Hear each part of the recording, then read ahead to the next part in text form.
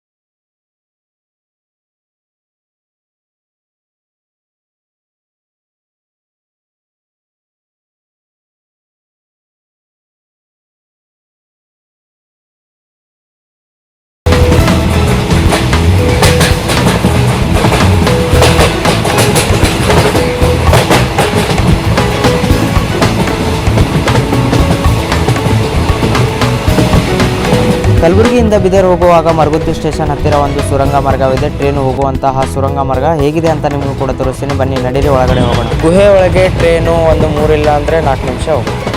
ಗುಹೆ ಒಳಗೆ ಲೈಟಿನ ವ್ಯವಸ್ಥೆ ಕೂಡ ಇದೆ. ಮಾರ್ನಿಂಗ್ ಇರುವುದರಿಂದ ಲೈಟ್ ಹಾಕಿಲ್ಲ, ತುಂಬ ಕತ್ಲಿದೆ. ಆ್ಯಂಡ್ ಒಳಗಡೆ ಟ್ರೈನ್ ಒಳಗಡೆ ಲೈಟ್ ಇದೆ, ತುಂಬ ಚೆನ್ನಾಗಿ ಕಾಣ್ತಾ ಇದೆ, ನೋಡ್ತಾ ಇದ್ದೀರಾ ನೀವು. ಈ ಪ್ಲೇಸು ಇಷ್ಟ ಆಗಿದೆ ಅನ್ಕೋತೀನಿ ನಿಮಗೆ. ಇಲ್ಲಿಗೆ ಬಂದರೆ ನೀವು ನೋಡ್ಬೋದು, ಚೆನ್ನಾಗಿದೆ, ತುಂಬ ಚೆನ್ನಾಗಿದೆ. ಇನ್ನೊಂದು ವಿಷಯ ಹೇಳಬೇಕು, ನಾನು ವಿಡಿಯೋ ಮಾಡ್ತಾ ಇದ್ದೀನಿ ಅಂತ ನೀವು ಕೂಡ ಮಾಡೋಕ್ಕೆ ಹೋಗಬೇಡಿ. ನಂದು ಮೊಬೈಲ್ ಸ್ಟಿಕ್ ಇದೆ, ಅದಕ್ಕೋಸ್ಕರ ಈ ಥರ ವಿಡಿಯೋ ಚೆನ್ನಾಗಿ ಕಾಣ್ತಾ ಇದೆ. ನೀವು ಕೂಡ ತಲೆ ಹಾಗೂ ಕೈ ಹಾಕೋಕೆ ಹೋಗಬೇಡಿ, ಹೊರಗಡೆ ಮೊಬೈಲ್ ಕೂಡ ಹಿಡಿಯೋಕ್ಕೆ ಹೋಗಬೇಡಿ, ಕೆಳಗಡೆ ಬೀಳುತ್ತೆ. ನಿಮಗೋಸ್ಕರ ಹೇಳ್ತಾ ಇದ್ದೀನಿ, ತುಂಬ ದೂರಿಂದಾನೇ ನೋಡಿ, ಚೆನ್ನಾಗಿದೆ. ಆ ಟ್ರೈನ್ ಈಗಾಗಲೇ ಗುಹೆಯಿಂದ ಹೊರಗಡೆ ಬಂದಾಯಿತು. ಹೊರಗಿನ ಪ್ಲೇಸ್ ಹೀಗಿದೆ. ಬೀದರ್ ಸಾಕಷ್ಟು ಪುರಾಣ ಪ್ರಸಿದ್ಧವಾಗಿರುವಂತಹ ಪುಣ್ಯಕ್ಷೇತ್ರಗಳನ್ನು ಹೊಂದಿರುವ ಜಿಲ್ಲೆ. ಇಲ್ಲಿ ಶತಮಾನದಷ್ಟು ಹಳೆಯದಾದ ದೇವಾಲಯಗಳು ಸಾಕಷ್ಟಿವೆ. ಅದರಲ್ಲಿ ಬಾಲ್ಕಿ ತಾಲೂಕಿನ ಖಾನಾಪುರ ಶ್ರೀ ಮೈಲಾರ ಮಲ್ಲಣ್ಣ ದೇಗುಲವು ಒಂದು. ಇದು ಜಿಲ್ಲೆಯ ಕಾಶಿ ಅಂತಲೇ ಪ್ರಸಿದ್ಧ ಪಡೆದಿದೆ. ಬೀದರ್ ಮತ್ತು ಮಹಾರಾಷ್ಟ್ರದ ಉದ್ಗಿರ್ ರಸ್ತೆಯಲ್ಲಿ ಸುಮಾರು 15 ಕಿಲೋಮೀಟರ್ ದೂರದ ಖಾನಾಪುರಿನಲ್ಲಿರುವ ಶಿವ ಮೈಲಾರ ಮಲ್ಲಣ್ಣ ದೇವಸ್ಥಾನವಿದೆ. ಕರ್ನಾಟಕದ ಉತ್ತರ ಭಾಗವಲ್ಲದೆ ಗಡಿ ರಾಜ್ಯಗಳಾದ ಮಹಾರಾಷ್ಟ್ರ ಮತ್ತು ತೆಲಂಗಾಣದಲ್ಲಿ ಈ ದೇವಾಲಯವು ಬಹಳಷ್ಟು ಪ್ರಸಿದ್ಧ ಪಡೆದಿದೆ. ನಿಸರ್ಗದ ಮಡಿಲಲ್ಲಿರುವ ಈ ದೇವಾಲಯವು ಭಕ್ತಿ ಭಾವದ ಜೊತೆಗೆ ಸುತ್ತಲೂ ಇರುವ ಪ್ರಕೃತಿ ಸೌಂದರ್ಯದಿಂದಾಗಿಯೂ ಭಕ್ತರ ಜೊತೆಗೆ ಪ್ರವಾಸಿಗಾರರನ್ನು ಕೈಬೀಸಿ ಕರೆಯುತ್ತದೆ. ಕೊಬ್ಬರಿ ಮತ್ತು ಅರಿಶಿನ ಮಿಶ್ರಿತ ಭಂಡಾರ ಹಾಕುವುದು ಇಲ್ಲಿನ ವೈಶಿಷ್ಟ್ಯತೆ. ದೇವಾಲಯದ ಸುತ್ತಲೂ ತೀರ್ಥಗುಂಡ, ತೆಪ್ಪದಗುಂಡ, ಕಾಶಿಗುಂಡ, ಶನೇಶ್ವರಗುಂಡ, ವಿಠಲ ರುಕ್ಮಿಣಿಗುಂಡ ಸೇರಿದಂತೆ ಭೈರವ ಕೊಳ ಸೇರಿ ಒಟ್ಟು 108 ಗುಂಡಗಳಿದ್ದವು ಎಂದು ಹಲವು ಗ್ರಂಥಗಳಲ್ಲಿ ಉಲ್ಲೇಖವಾದ ಕರ್ತ. ಆದರೆ ಈಗ ಕಣ್ಣಿಗೆ ಬೆರಳೆಣಿಕೆಯ ಜರಿಯಷ್ಟು ಕಾಣಿಸುತ್ತವೆ. ಹಚ್ಚ ಹಸಿರು ವನ, ಅಲ್ಲಲ್ಲಿ ಹರಿಯುವ ಜುಳುಜುಳು ನೀರು ಪ್ರವಾಸಿಗಾರರನ್ನು ಆಕರ್ಷಿಸುತ್ತದೆ. ಕಳೆದು ಹೋದ ದಶಕದಿಂದ ಪ್ರತಿ ಭಾನುವಾರ ಜಾನುವಾರುಗಳ ಸಂತೆ ನಡೆಯುವುದು ಮತ್ತೊಂದು ವೈಶಿಷ್ಟ್ಯತೆ ಎನ್ನಬಹುದು. ಪ್ರತಿ ತಿಂಗಳು ಅಮಾವಾಸ್ಯೆ ಹಾಗೂ ಶ್ರಾವಣ ಮಾಸದಲ್ಲಿ ಮಲ್ಲಣ್ಣನ ದರ್ಶನಕ್ಕೆ ಭಕ್ತರು ದಂಡೆನೆ ಹರಿದು ಬರುತ್ತದೆ. ಬೀದರ್ನ ಮುಖ್ಯ ರಸ್ತೆಗೆ ಹೊಂದಿಕೊಂಡಿರುವ ಈ ದೇವಸ್ಥಾನದ ಸುತ್ತಮುತ್ತಲಿನ ಪ್ರದೇಶದಲ್ಲಿ ಮಹಾದೇವ ಮಲ್ಲಣ್ಣ ಮಾರ್ತಾಂಡ ನೆಲೆಸಿದ್ದಾನೆ ಎಂಬುದು ಭಕ್ತರ ನಂಬಿಕೆ ಇದೆ. ಈ ದೇವಸ್ಥಾನದಲ್ಲಿ ಶಿವ ಉಗ್ರ ರೂಪದಲ್ಲಿ ಅವತಾರ ತಾಳಿದ್ದಾನೆ. ಈ ಭಾಗದ ಜನ ಶಿವನನ್ನು ಖಂಡೋಬ, ಖಂಡೇರಾಯ, ಮಾರ್ತಾಂಡ, ಭೈರವ, ಮೈಲಾರಲಿಂಗ ಅಂತಲೂ ಪೂಜಿಸುತ್ತಾರೆ. ಈ ದೇವಸ್ಥಾನದ ಹಲವಾರು ವೈಶಿಷ್ಟ್ಯತೆಗಳಲ್ಲಿ ಒಂದೆಂದರೆ ಇಲ್ಲಿನ ಪ್ರಧಾನ ಅರ್ಚಕರು ಕುರುಬ ಸಮುದಾಯದವರು ಎನ್ನುವುದು ವಿಶೇಷ. ಮಲ್ಲಣ್ಣನಾಗಿ ಅವತಾರ ಎತ್ತಿದ ಪರಮೇಶ್ವರನು ಮಂಕಾಸುರನನ್ನು ಕೊಂದು ಮಲ್ಲಾಸುರನನ್ನು ಕ್ಷಮಿಸಿ ಇಲ್ಲಿ ನೆಲೆ ನಿಂತಿದ್ದಾನೆ ಎನ್ನುವುದು ಪ್ರತೀತಿ. ಮೈಲಾರ ಮಲ್ಲಣ್ಣ ದೇವರ ನಂಬಿ ಬಂದ ಭಕ್ತರಿಗೆ ಕೈಬಿಟ್ಟಿಲ್ಲ. ಹೀಗಾಗಿ ಇಲ್ಲಿ ಲಕ್ಷಾಂತರ ಭಕ್ತರ ದಂಡು ಆಗಮಿಸುತ್ತಾರೆ. ಚಟ್ಟಿ ಅಮಾವಾಸ್ಯೆ ಬಳಿಕ 5ನೇ ದಿನದಿಂದ ಆರಂಭಗೊಳ್ಳುವ ಜಾತ್ರೆ ತಿಂಗಳು ಪರ್ಯಂತ ನಡೆಯುತ್ತದೆ. ದೇವರ ಹಾಡಿನ ಮುಖಾಂತರ ದೇವಸ್ಥಾನ ಕೂಡ ತೋರಿಸ್ತೀನಿ, ಬನ್ನಿ ನಡೀರಿ.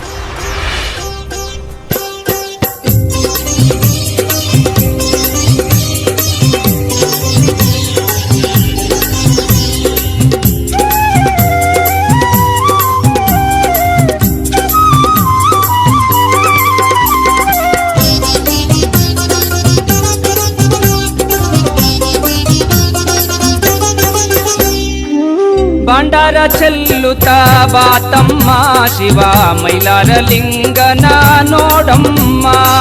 ಭಂಡಾರ ಚೆಲ್ಲುತ್ತಾ ಬಾತಮ್ಮ ಶಿವ ಮೈಲಾರಲಿಂಗನ ನೋಡಮ್ಮ. ತಪ್ಪು ಅಪ್ಪುಗಳ ಪಾದಕ ಹಾಕುತ್ತ ದುಃಖ ದಾರಿದ್ರ್ಯವ ದೂರ ಮಾಡ್ಯನುತ ಮೈಲಾರಲಿಂಗನ ನೆನೆಯೊಮ್ಮ. ಭಂಡಾರ ಚೆಲ್ಲುತ್ತಾ ಬಾತಮ್ಮ ಶಿವ ಮೈಲಾರಲಿಂಗನ ನೋಡಮ್ಮ. 7 ಕೋಟಿಗೆ 7 ಕೋಟ್ಗೆ, ಮಲ್ಲಯ್ಯಗೊಂದು 7 ಕೋಟ್ಗೆ, ರಾಹುಕಾಯನಿಗೊಂದು 7 ಕೋಟ್ಗೆ.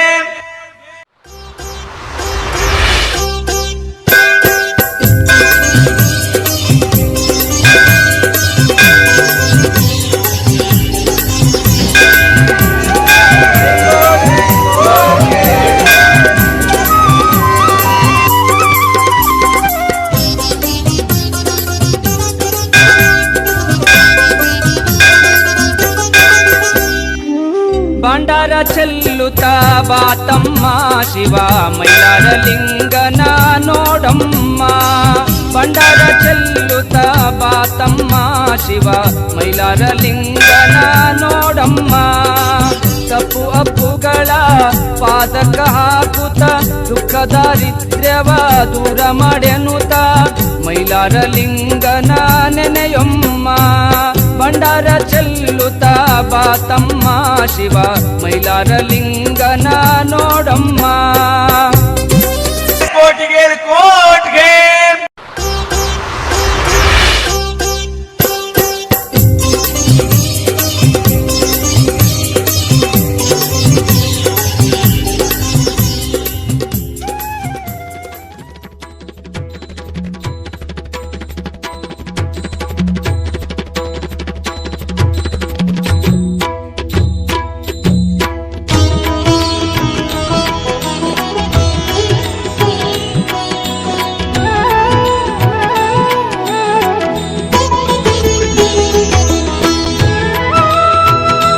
ವೀಕ್ಷಕರೇ ಬನ್ನಿ ಮತ್ತಷ್ಟು ಮಾಹಿತಿ ಕೊಡ್ತೀನಿ. ದೇವರ ದರ್ಶನದ ಸಮಯ ಬೆಳಗ್ಗೆ 6:30ರಿಂದ ರಾತ್ರಿ 8 ಗಂಟೆವರೆಗೆ. ದಾಸೋಹದ ಸಮಯ ಹೇಳಬೇಕು ಅಂದ್ರೆ ಬೆಳಗ್ಗೆ 11 ಗಂಟೆಯಿಂದ ಮಧ್ಯಾಹ್ನ 3 ಗಂಟೆವರೆಗೆ ಇರುತ್ತದೆ.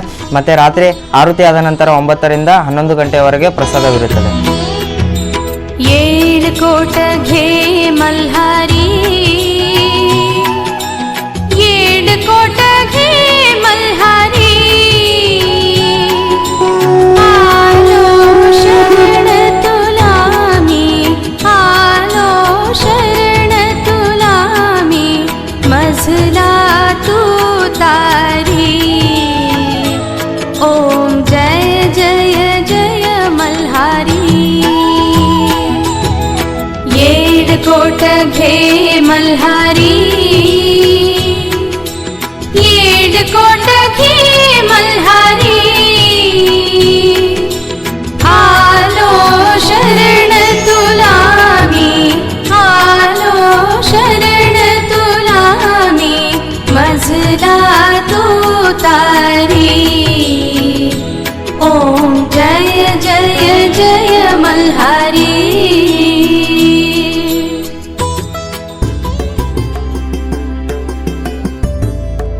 ದೇವಸ್ಥಾನದ ಹೊರಗಡೆ ಕಾಯಿ ಕರ್ಪೂರ ಹಾರ ಹಾಗೂ ಭಂಡಾರ ಕೂಡ ಸಿಗುತ್ತೆ. ಅಲ್ಲಿನ ಒಂದು ಕಾಯಿಗೆ 30 ರೂಪೀಸ್ ಆಗುತ್ತೆ. ಒಂದು ಕಾಯಿ ತೊಗೊಂಡ್ರೆ 30 ರೂಪೀಸ್, 2 ಕಾಯಿ ತೊಗೊಂಡ್ರೆ 60 ರೂಪೀಸು, ಒಂದು ಹಾರ ತೊಗೊಂಡ್ರೆ 120 ಆಗುತ್ತೆ. ಇಲ್ಲಿನ ಭಂಡಾರ ಕೊಬ್ಬರಿ ಸೇರಿ ಪಾವು ಕಿಲೋ 50 ರೂಪೀಸ್ ಆಗುತ್ತೆ. ಹಾಗೆ ನಿಮಗೆ ಓನ್ಲಿ ಕೊಬ್ಬರಿ ಬೇಕು ಅಂದರೆ ಅದನ್ನು ಕೂಡ ಸಿಗುತ್ತೆ. ಹಾಗೆ ಕುಂಕುಮ, ವಿಭೂತಿ, ಪ್ರಸಾದ, ದೇವರ ಫೋಟೋ, ಮಕ್ಕಳಿಗೆ ಆಟ ಆಡುವಂತಹ ಸಾಮಾನು ಕೂಡ ಎಲ್ಲ ಇಲ್ಲಿ ಸಿಗುತ್ತೆ.